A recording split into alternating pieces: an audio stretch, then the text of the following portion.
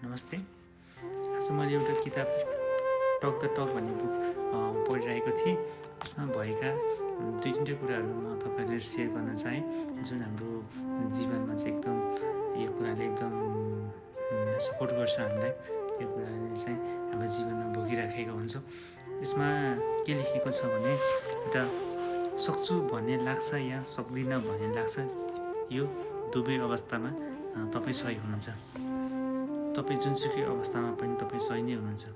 यदि तपाईँ व्यापार गर्दै हुनुहुन्छ, कुनै विषयमा चाहिँ स्किलहरू डेभलप गर्दै हुनुहुन्छ, कुनै स्टडी गर्दै हुनुहुन्छ, यदि जुनसुकै फिल्डमा तपाईँ लागिराख्नु भएको छ भने, यदि तपाईँको मानसिक तपाईँको माइन्डमा चाहिँ कुनै कुराले लिएर सक्छु भन्ने धारणा आएको छ भने त्यो तपाईँ अवश्य नै गर्न सक्नुहुन्छ।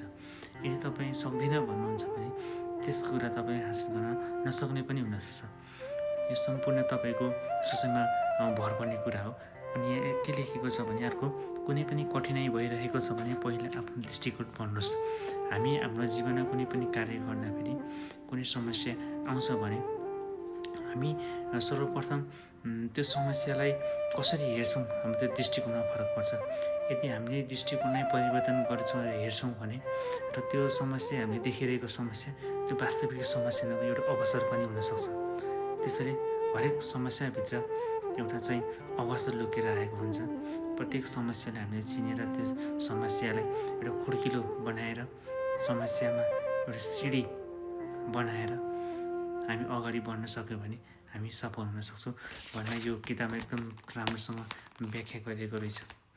तपाईँलाई सेयर गर्न मन लाग्यो। हस्, थ्याङ्क यू फर वाचिङ।